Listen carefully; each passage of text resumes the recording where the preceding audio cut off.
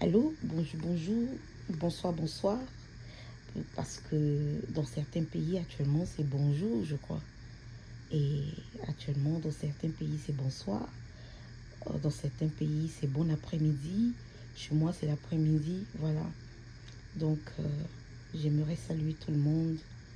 Et je suis heureuse d'être avec vous aujourd'hui encore. Je vais continuer de répondre à cette dame. Ok,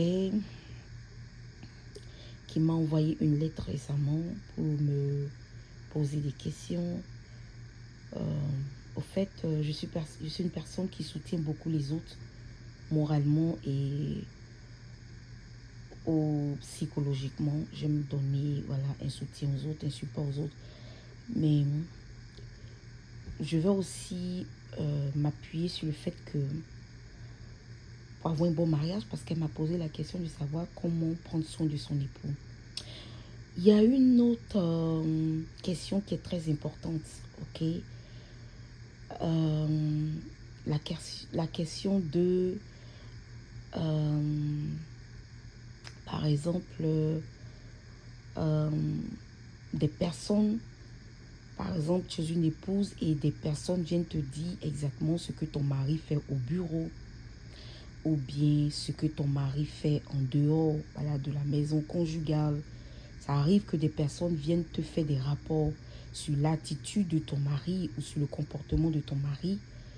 Par exemple, lorsqu'il n'est pas avec toi ou bien lorsque vous n'êtes pas ensemble, par exemple, toi tu as l'autre travail, lui aussi il allait à son bureau, etc., etc. Il y a des cas comme ça similaires qui sont arrivés où il y a des femmes mariées qui ont reçu la visite de certaines personnes et ces personnes-là euh, leur ont dit voilà, on a vu vos maris, ok, hier soir dans un bar climatisé avec une jeune fille. Voilà, je vais faire un peu plus simple. Par exemple, tu es une femme mariée et puis tu es assise à la maison et il y a quelqu'un qui t'appelle au téléphone, qui te dit ah, ton mari actuellement il est dans une boîte de nuit. Et puis tu dis à cette personne non, mais mon mari est au travail. Et cette personne insiste pour dire non, moi j'étais en boîte de nuit tout à l'heure. Tout à l'heure, j'étais dans telle boîte de nuit. Ton mari, je l'ai vu là-bas. Je l'ai vu avec une autre femme. Bon, comment est-ce que tu dois te comporter face à cette histoire? Ok, je veux parler un peu comment on appelle ça, des commérages en quelque sorte, c'est de ça que je veux parler. Donc, tu es une femme mariée. Lorsque tu reçois ce genre de commérage, qu'est-ce que tu dois faire? Qu'est-ce que tu peux faire? Comment tu dois prendre cette chose? Ou bien, comment tu dois te comporter vis-à-vis des commérages venant de l'extérieur, venant des personnes extérieures. Ok? D'abord, tu es une femme mariée et il faut savoir que tu es mariée légalement. Ok? Lorsqu'on parle de mariage légal, on parle d'intimité. Ok? Donc, tu vis une vie très intime avec ton époux. Ok? Vous partagez tout ensemble, vous partagez la nourriture ensemble, vous partagez le lit ensemble, vous partagez pratiquement tout ensemble. Donc, normalement, tu es censé connaître ton mari par cœur. Ok? Donc, lorsque tu te maries légalement, il faut faire attention. Il faut faire beaucoup attention. Chaque fois que les personnes viendront vers toi pour te dire, ouais, on a vu ton mari avec une autre femme, on a vu ton mari dans une boîte de nuit, on a vu ton mari à l'hôtel, on a vu ton mari ici, on a vu ton mari là, tu dois refuser automatiquement ce genre de paroles. Même si une personne cherche à attester, tu veux lui dire carrément, je ne veux pas d'attestation. Parce que les personnes vont vouloir te montrer des photos. Des photos de ton mari avec une autre femme. Lorsqu'elles vont vouloir te montrer les photos de ton mari, tu lui dis, je ne regarde pas ces photos.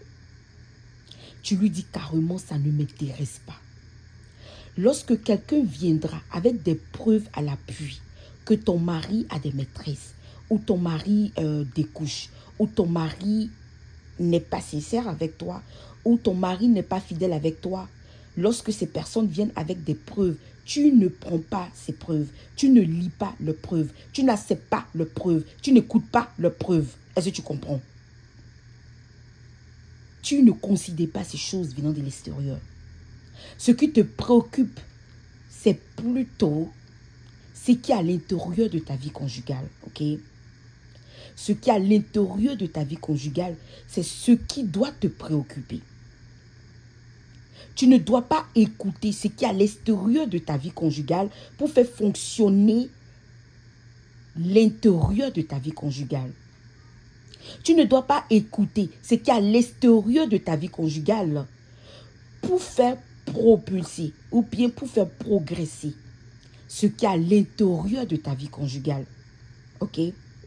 L'extérieur viendra en quelque sorte détruire ton foyer. Est-ce que tu comprends? L'extérieur viendra détruire ton foyer. Donc, ce que je préconise à toutes les femmes mariées, c'est quoi? D'abord, lorsque tu entends des ragots, lorsque tu entends des commérages sur ton mari, il faut pouvoir garder un sang-froid. C'est-à-dire, il faut avoir la maîtrise de toi. Même si tu es assise à la maison et qu'on vient te dire, madame, à l'instant où je vous parle, votre mari est dans la boîte Las Palmas, à la rue 560, à la rue 1906. Nous-mêmes, on va t'accompagner à cette boîte de nuit. Tu vas le trouver là-bas avec sa copine. Tu ne pars pas là-bas. Tu ne vas pas là-bas. Même si la personne insiste pour dire, je suis sûre, je suis dans la certitude de ce que je suis en train de vous avancer comme information. Tu lui dis, monsieur, madame, ça ne m'intéresse pas. Est-ce que tu comprends? Ta vie de couple, c'est ce que Dieu t'a donné. Est-ce que tu comprends? Ton mariage, c'est ce que Dieu t'a donné. Il faut pouvoir préserver ton mariage. Quel que soit tout ce que les gens vont te dire, quel que soit tout ce que les gens vont faire, quel que soit tout ce que les gens vont t'apporter comme information, tu restes sereine. Tu dois avoir la maîtrise de soi. Cela va garder ton mariage aussi longtemps que possible. Tu dois te maîtriser. Tu dois apprendre à te maîtriser. Tu dois apprendre à maîtriser tes oreilles. Tu dois apprendre à maîtriser ta langue. Tu dois apprendre à maîtriser tes pensées. Tu dois apprendre à maîtriser ton corps. Tu dois apprendre à maîtriser ton esprit. Tu dois apprendre à maîtriser ton âme.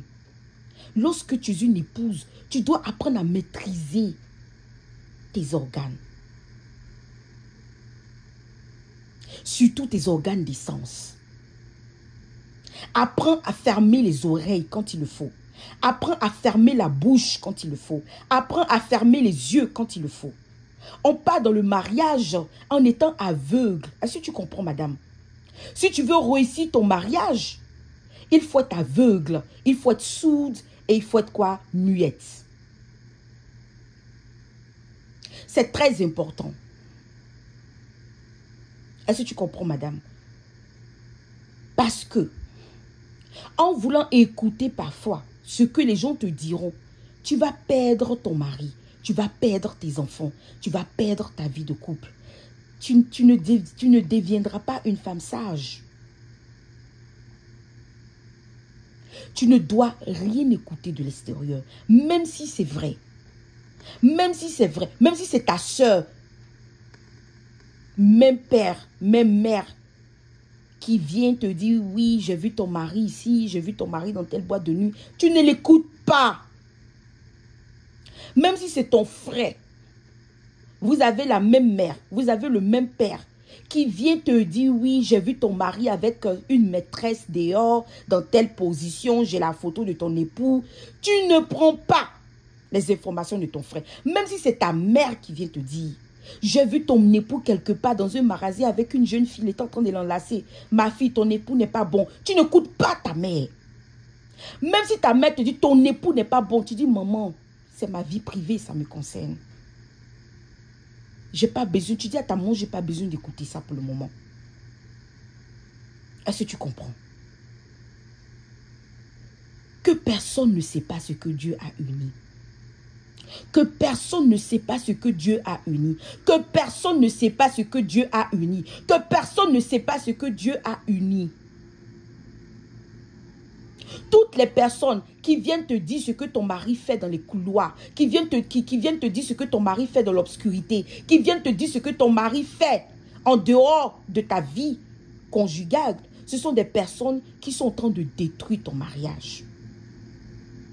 Mais toi, en tant qu'une épouse sage, tu dois dire à ces personnes non.